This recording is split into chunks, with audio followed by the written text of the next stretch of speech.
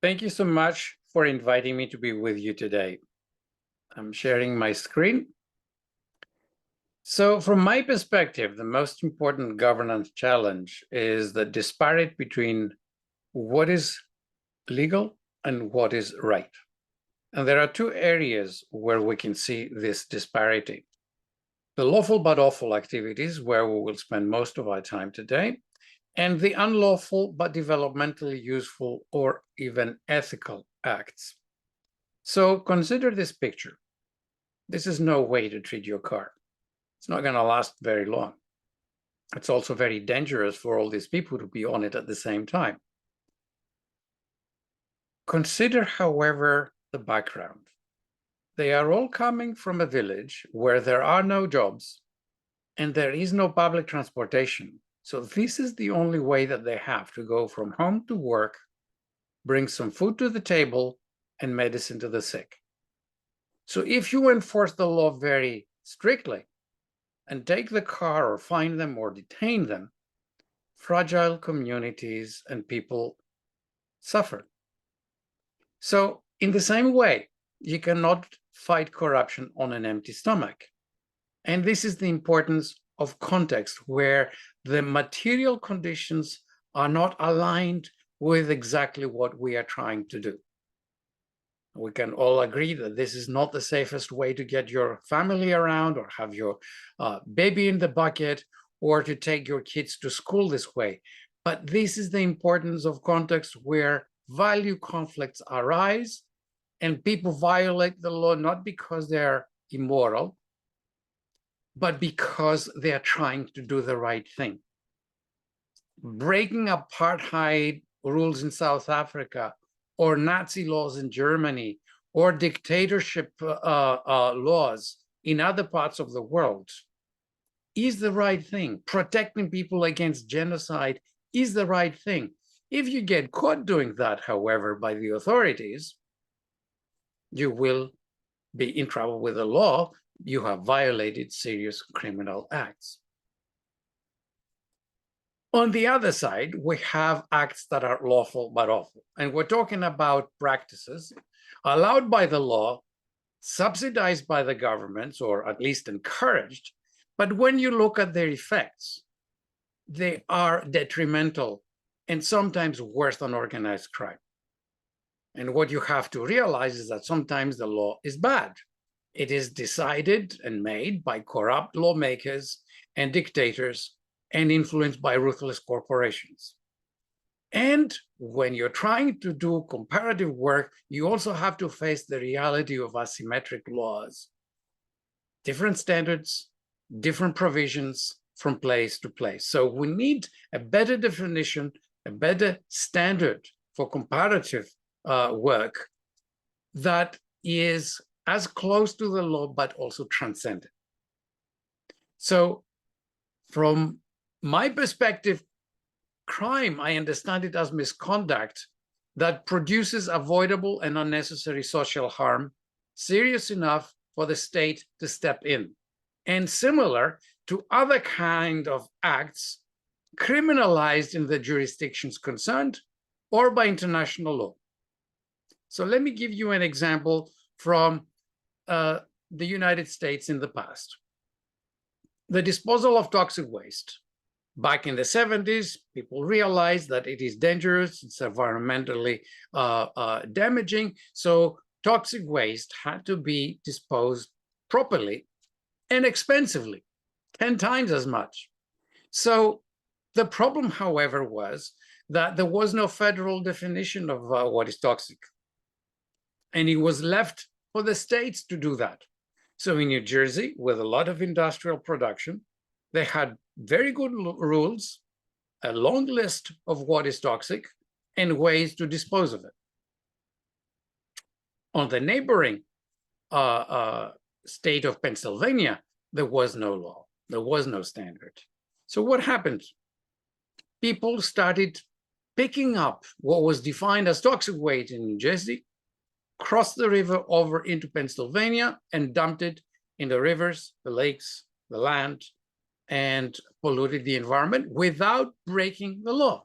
This is what I call crime without a law violation, because we do have avoidable harm, serious enough for the state to step in, Pennsylvania, New Jersey did, and also increasingly criminalized by international standards. So in the global village, we have quite a lot of this kind of situations. So when it comes to corruption, a substantive way of understanding corruption is the abuse of public or private office, power or authority for private gain. So what we're talking about here is prioritizing my interests over the collective objectives that I was elected or appointed to serve. That's the bottom line, as far as I'm concerned, for corruption. Institutional corruption, now, there is a body of work that describes as that any influence that effectively undermines an institution's effectiveness, its ability, its capacity to pursue its goals. It diverts the institution from its purpose, or it weakens it, or it weakens the public trust in that institution. So this literature, as well as the lawful but awful argument, essentially draw attention to the ultimate consequences of social actions, laws, practices, measures, and operations. So we're looking at the consequences rather than the strict definition by law. Now, when it comes to the lawful but awful practices, what we're talking about here is essentially mispricing. The prices do not tell us the real cost. So the price usually is defined by the cost of production and transfer and distribution plus a profit margin. When we take the example of the illegal toxic waste and the example I gave you in New Jersey and Pennsylvania, my company that gets somebody dump my waste in Pennsylvania saves 9 times the cost of proper waste disposal, toxic waste disposal. However, this doesn't mean that the cost disappeared. It was simply transferred to the Pennsylvanians whose environment has been damaged and whose health is going to suffer down the road. So what we're talking about is a shifting of the cost and externalization of the cost. So we're talking about negative externalities in more economic kind of term. And the kind of problems with the legal asymmetries that I described before between 2 US states is what we have in the global environment, where corporations sometimes create the asymmetries when they do not exist by forcing or lobbying or influencing legislation in ways that what they cannot do at home, they are allowed to do in other countries. And the bottom line is that the more such companies or industries flourish, the more societies suffer, the more societies are worse off. And the externalization of costs are shifted primarily to the shoulders of the weakest and least privileged groups or countries. And the blame is also externalized.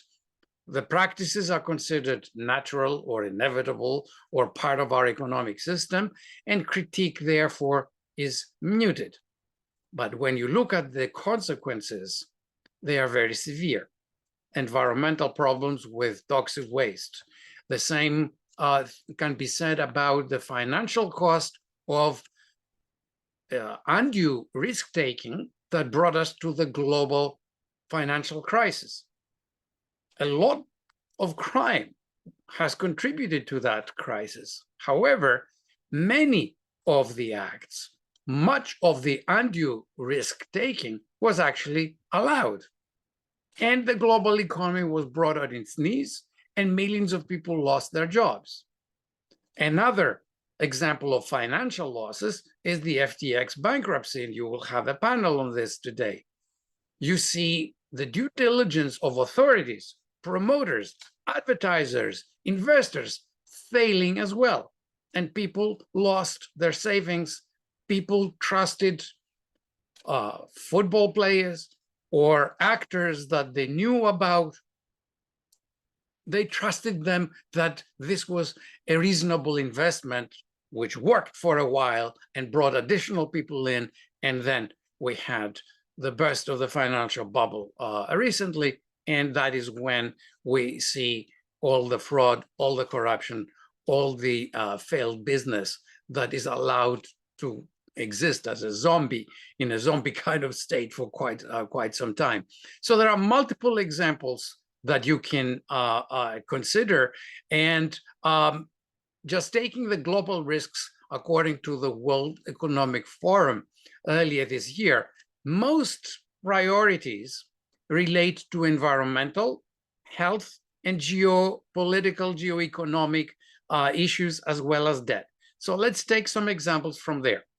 ESG and sustainability and inequality issues. Palm oil production. Is it a good thing? Is it a risky thing? What does it do to the environment? What is the balance of risks and benefits? Child labor in all kinds of fisheries and chocolate and other supply chains. The waste disposal in low and middle income countries where advantage is taken of weak or absent sustainability legislation, or arbitrage, taking advantage of the patchwork of tax rules to avoid paying taxes and shifting the tax burden on the lower income citizens and corporations who do pay their taxes. Going to the health issue, let me take a historical example, the intrauterine device Dalkon Shield. It was found by women, by doctors, and by insiders to have manufacturing problems. It was causing pelvic inflammatory disease, infertility, and sometimes the death to women. After women complained, and then doctors complained, and a whistleblower came out, in the United States, the production, the sale of the Dalkon Shield was banned. But the manufacture and the export was not. And it continued being exported for years around the world, victimizing women. And when the whole scandal exploded, there weren't even enough funds for the reparation of women in Australia and in developing countries. Staying with the pharmaceutical industry, we hear complaints and challenges with respect to the affordability and the access to quality medicine.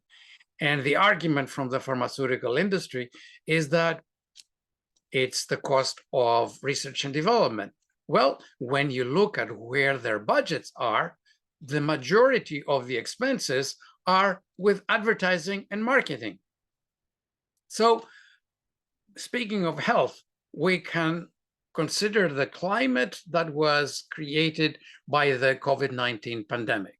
And here we have the makings of a perfect storm for crime and corruption.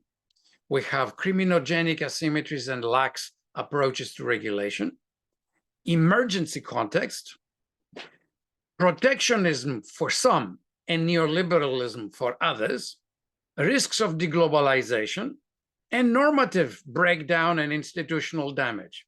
I go very quickly through these because we do not have a lot of time, but when I speak of criminogenic asymmetries, I'm talking about the legal asymmetries that I was talking about earlier, or asymmetries in politics, culture, economy, technology, power, health. Wherever you have these asymmetries, you have opportunities for illicit profit.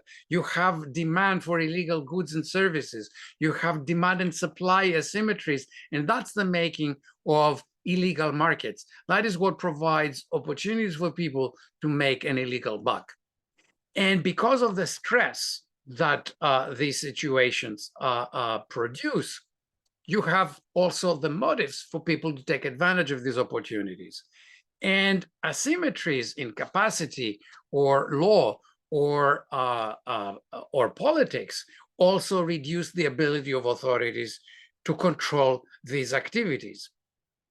Now, when it comes to the emergencies, we have many examples from the past where natural and human-made disasters produced a context where you had to protect people. You had to act fast and protect vulnerable and fragile communities without necessarily ex-ante controls. We have seen that with tsunamis, we have seen that with earthquakes, including in Haiti, in Mexico, with floods and hurricanes, with fires and conflict reconstruction and sanction regimes.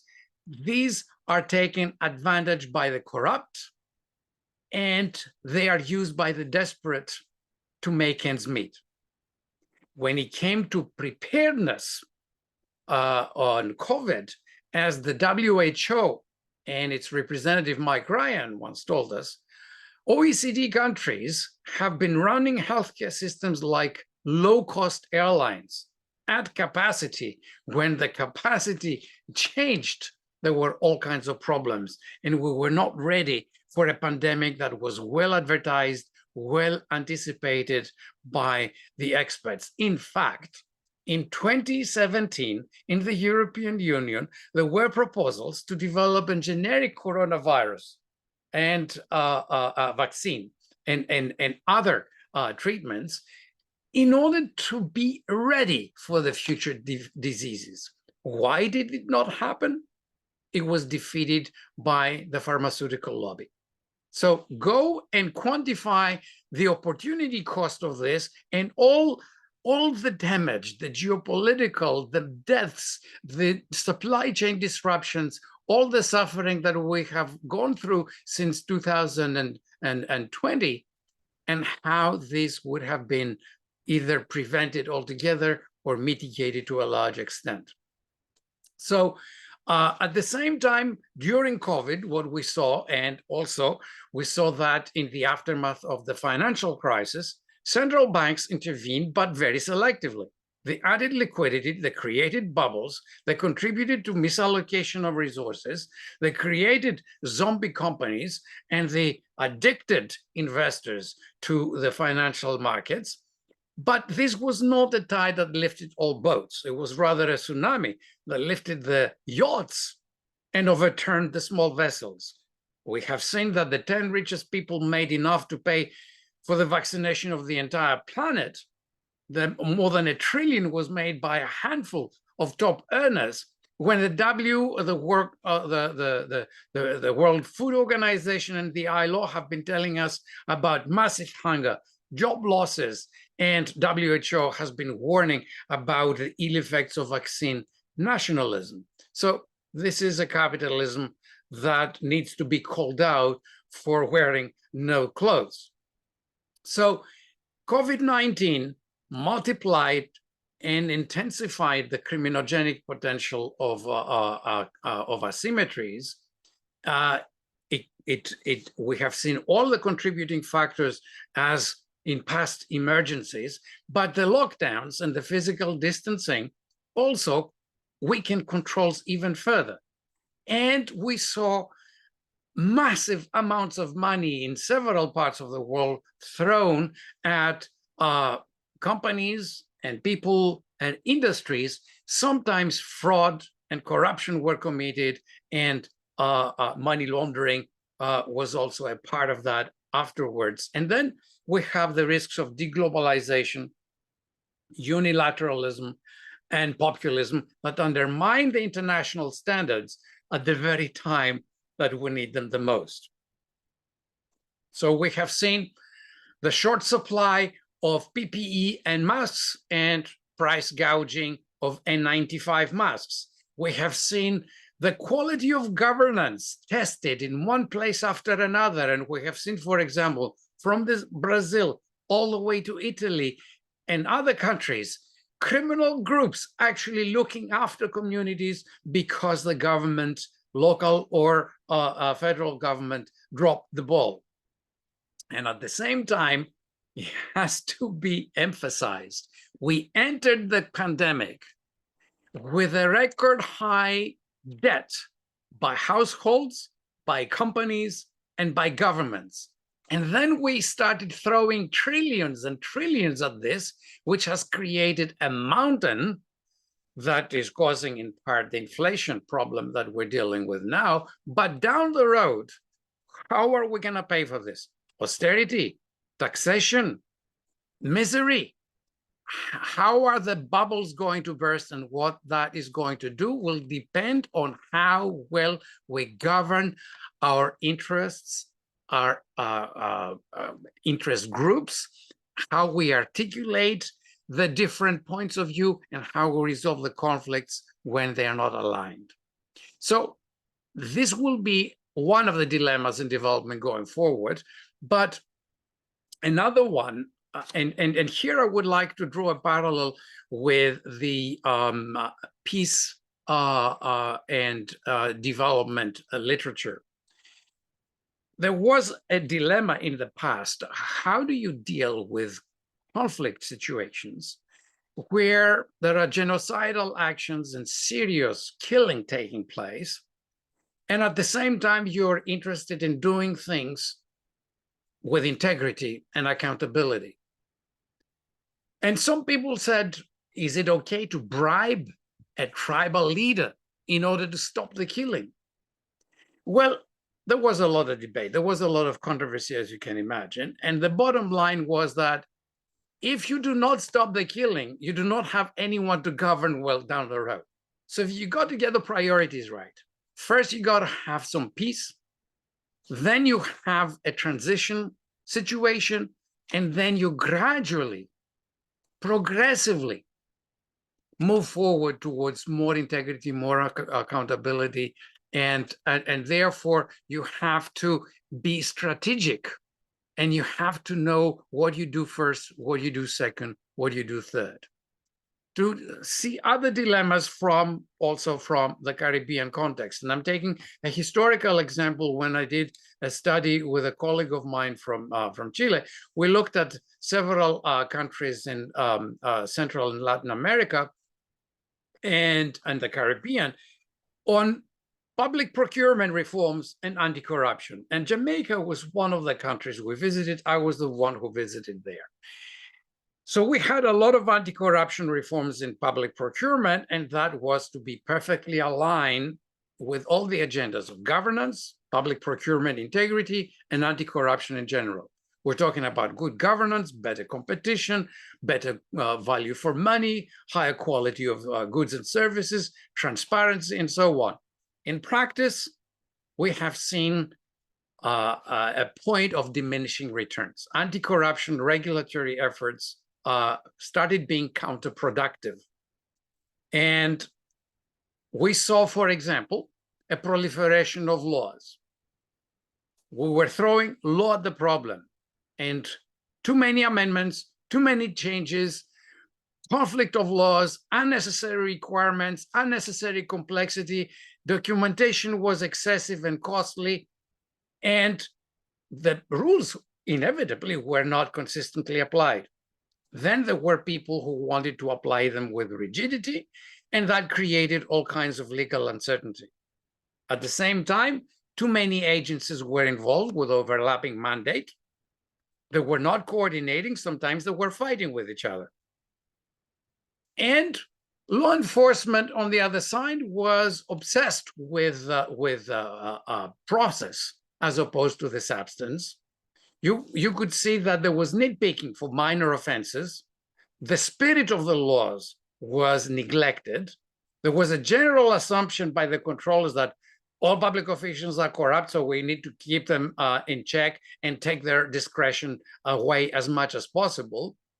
And the low and middle level officials were the target of anti-corruption action, rather than the bigger cheeses, the big cases of corruption, and that had a demoralizing effect on staff. So we did also some survey, and 86% of the public sector officials didn't think that procurement agencies were considered by the private sector as fair and efficient. A large majority also agreed that invoices were not paid in time. They also another majority suggested that the oversight process was not well coordinated. One example was a Christmas party that the Ministry of Finance was trying to organize. And they had 400 people to invite, and they didn't have enough places for this kind of party before Christmas to take place. So the required number was 5, and they could not meet that target. So the person organizing the party went to one of the providers because the only availability was in February. Well, you cannot have a Christmas party in February. So they had to go to a smaller number of providers. And they found, she was able to find one who gave her actually a discount for the party. And she reported that to her bosses and to the anti-corruption authority. And yet she got in trouble for violating the rule, and she had her name published for lack of integrity. So the effect of this kind of practices is that you have longer and inefficient procurement processes, much costlier, disadvantaging smaller companies and local ones, less initiative by the officials who are afraid to take any action because anyone is going to go after them and impose sanctions and public shaming. And then there was also an overemphasis on costs and the numbers, underemphasizing correspondingly the quality and value for money. So less competition, and you also had the use it or lose it rule, which meant that bad decision and wasteful decisions were made for projects that would not be completed. So what does that leave us with? Let's seek consensual approaches. Let's regulate with the heart, as one of them told me. We need to reach out to the communities, bring in the private sector and civil society. Our approach must be risk-based and values and results oriented. And we have to align the law with legitimacy and culturally accepted practices. Another example comes from DFID in Africa, where it was decided at some point, and again, it's a historical example, DFID was trying to do the right thing and fight corruption in Africa. So they thought that if you spend too much on your military, it means that you are corrupt. And if you are corrupt, we're not going to do business. We're going to pack up and leave.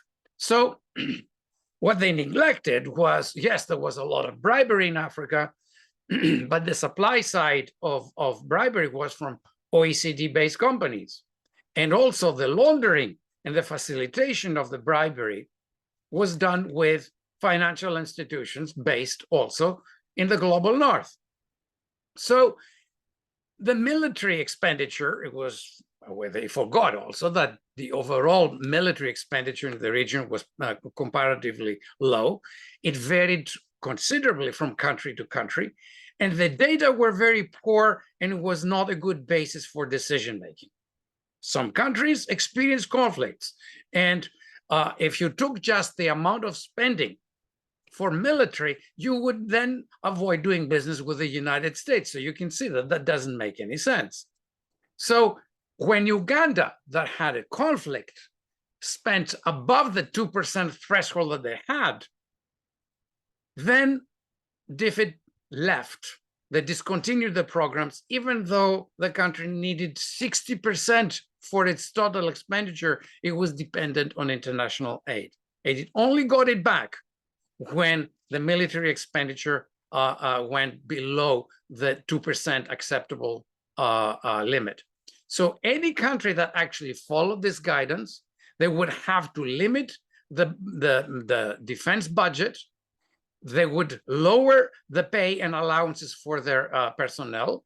They would cut on training and work conditions, which essentially meant lower security, grievances and immunity, sometimes risks with the military, and incentives for getting around the rule. So instead of fighting corruption, here are the mechanisms that countries came up with in order to circumvent this kind of policy from DFID.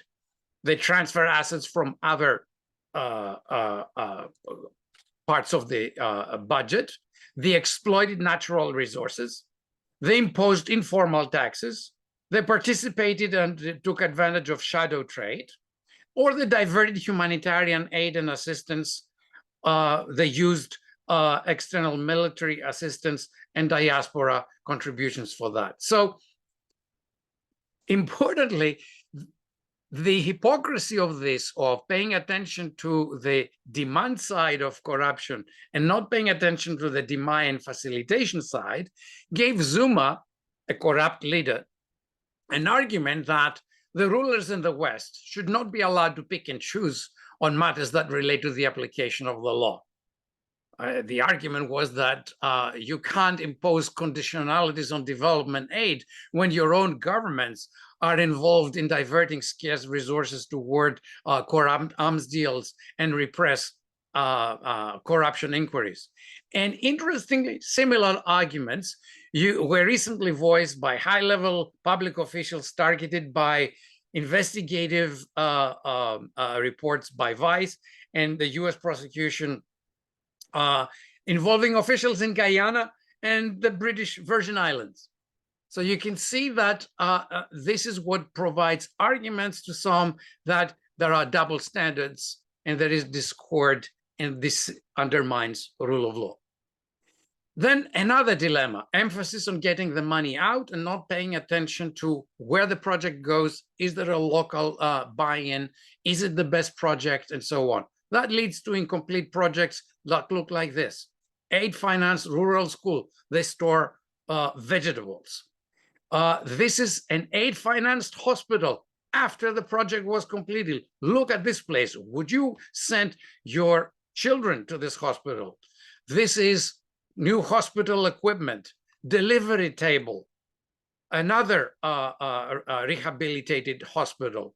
This is an incubator for premature babies, the bathroom. Then what you have is company addresses for the execution of projects, and a simple visit to these places, you could see that they had nothing to do with a company that would be qualified, that would be eligible for the projects that they received funding for. Another example of a 10-year urban road that is washed away after 13 months because of the inadequate material that is used, or a narrow street where you cannot have cars crossing each other, or an ecotourism center that 50% paid off, 30 days paid to completion, you have a hole in the mud to show for it. And inadequate drainage and the road surface in many parts of the world, or visibly inadequate construction that with a hurricane or with an earthquake is going to come down. And you can see it in schools and you can see it in other places. This is an example of a school that collapsed in China. Again, the buildings nearby survived, but this one killed a number of children that were in there. There was corruption involved. That's a case in the Istanbul, in Turkey, where 3 floors were built with a license given by corrupt officials, 3 floors on top of what was allowed at the beginning, and another one in Sri Lanka. So that you can see, well, not in Sri Lanka, in Bangladesh. So you can see that the problem is in many parts of the world. And other dilemmas that we have is, okay, so we find a case of corruption. Are we supposed to stay and pursue alternative measures, or do we leave? And that involves collateral damage, and that involves needs in vulnerable, again, countries and populations where we're supposed to help them build up standards. But if we leave, innocent people suffer. And the same dilemma we have with a zero tolerance policy, where on the one hand, we want absolutely no misconduct at any aspect of projects in which we are involved. And at the same time, we tell ourselves and everyone that anti-corruption reforms require long-term efforts, There are generational changes that we need to see in place. We need to strategically be involved and move step by step with priorities and progressively towards this. So we either have fixed the problem for our projects and we can have zero tolerance, or it is a long-term project and we need to prioritize and strategize on what we do. So yes, to some extent we can ring fence and risk manage things, but we need to consider the broader context. So what do we do about the law? We have seen tons of standards introduced, international conventions. We have seen all kinds of guidance and recommendations and national laws with extraterritorial application, the ISO standards and good practices and so on. We have thrown money and we have seen the convergence of agendas in rule of law, governance, development, and anti-corruption. And yet, there are signs that we are dropping the ball. The scores in the control of corruption are flat or going down. Anti-corruption rules are used against the opposition discriminatorily. Impunity of top officials undermines the credibility and legitimacy of the effort. We throw bureaucracy and complexity and more laws to the problem. And compliance, practice, and ethics are not necessarily aligned. We see that with the UNCAC ratification, the UN Convention Against Corruption, the control of corruption is reduced instead of going up. We see that the more anti-corruption authorities are created, control of corruption is flat or down. And as you can see, bottom right, the control of corruption globally over the years is flat or downward. Then we look at the perception index, and we see Denmark at the top. And then you look at the biggest banking scandal that facilitated corruption, money laundering in the world with hundreds of billions of dollars involved, and it's Danske Bank. So how can you be the cleanest country in the world and be the home of the company that allowed this corruption scandal take place overseas? So somehow the metrics have to take into account what your citizens do also overseas, your individual or corporate citizens. It's not only what happens at home. And then finally, the Ernst & Young Integrity Report tells us things that are troubling. What we see is that just too many people are prepared, board members are prepared to mislead auditors. Third-party risk is considered high. Unethical behavior by board members is tolerated in their organization. And the situation is getting worse compared to 2020. You see that instead of making progress, we're backsliding. More people find it okay to mislead auditors and regulators, to falsify records and offer or accept a bribe. We can see that a majority believes that the standards of integrity are the same or worse in the last 18 months. And the pandemic, of course, made things worse. And a majority of board members do not want to have public scrutiny of decisions. What are they afraid of? What are they trying to hide? And then you can see again, 2020, 22, growing numbers of unethical behavior in our organization. And this is self-reported, which means underreported. In other words, the situation is worse than this, right? So you can see that either there is more unethical behavior, or it is easy to bypass standards, business rules, and processes in the organization. So what are our marching orders here? Let's pay attention not only to process, but also the substance. What we are trying to do. What's the bottom line? What are the ultimate objectives and consequences of our actions? Law on the one side, but also ethics and value. Business that needs to thrive, but societal interests need to be promoted.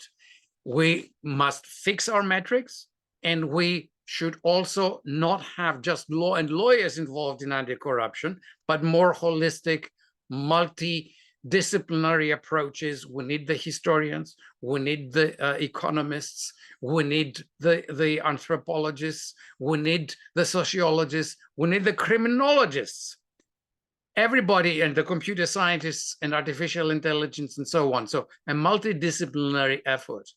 Otherwise, what we have is we're just looking at our luxurious car. I mean, here the parallel is with our compliance program, which looks fine until the toilet hits the bridge. And I remind you that Siemens or Novartis or other companies that have been in trouble with the law had big compliance departments and good lawyers that work with them, but that was not enough. In other instances, the law is completely disregarded, like this one: don't climb, play, or go close to the pipe, and everybody's on the pipe. Or uncoordinated projects between development agencies, or some basic requirements are met, but the functions are not fulfilled. So a stairway to nowhere, or a balcony that you cannot access, or a garage that you have to be in the Chitty Chitty Bang movie in order to park in. Or yes, we have the electricity and the road fixed. Now go across the road. And yes, we installed toilets, but under the sink. So what we need to do essentially is, let's look outside the box. Let's find out about these lawful but awful practices in order to much more properly assess the risk, to do the risk analysis and management, to estimate the costs, including the opportunity costs. And then we need to visualize this in order to communicate it more easily, sort out priorities, and allocate our scarce resources. And one issue that I remind you from last year's meeting that we had, we have to convey the point. That's the only way to convince everyone to act in concert, that we are on the same boat, that the interests are common. We are on common ground. We're swimming in the same pool. And as I was telling you last year, you can't designate a corner of your swimming pool as a toilet and expect to swim cleanly in the rest of it. It's either clean or dirty. That was the situation with the pandemic and the public health. That's the situation with the climate crisis that is growing and is becoming more costly and dangerous as we go. And the point of all this analysis is that the optimistic and empowering point is that to the extent that our decisions and options contribute to this consequence, it means that these problems are within our control. We have the handles. We can do something effective against them. So when we see these problems, when we see something, we have to stand up and say something. So at the same time, you know, the usual recommendations: ethical culture, risk assessments, leadership from the top, you know, the tone at the top, the mood in the middle, and the sounds from the bottom, the echoes of the bottom.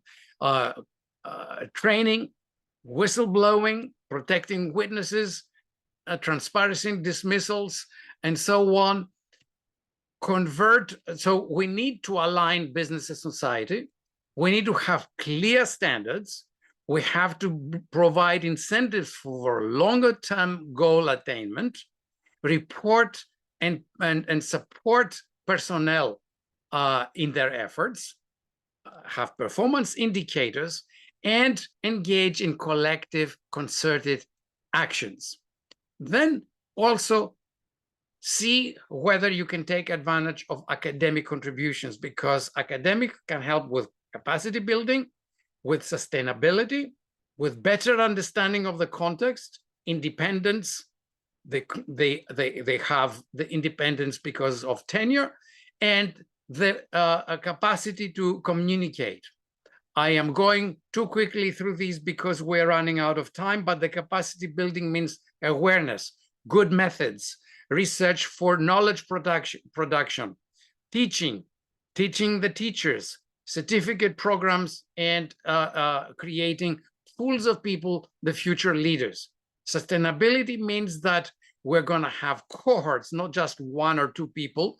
We will promote a culture of integrity, and we touch the future, we touch the youth, and we create the future leaders and also help the current officials. The context means find, identify, diagnose the causes of corruption, find what are the local priorities and specificities, and take into account history, culture, and issues of legitimacy. The critical spirit, the evidence-based dialogue, gives us consensual knowledge and pragmatism so that we can do the job sustainably. And then we can articulate all this, we can inspire the youth, and we can support the efforts of everyone.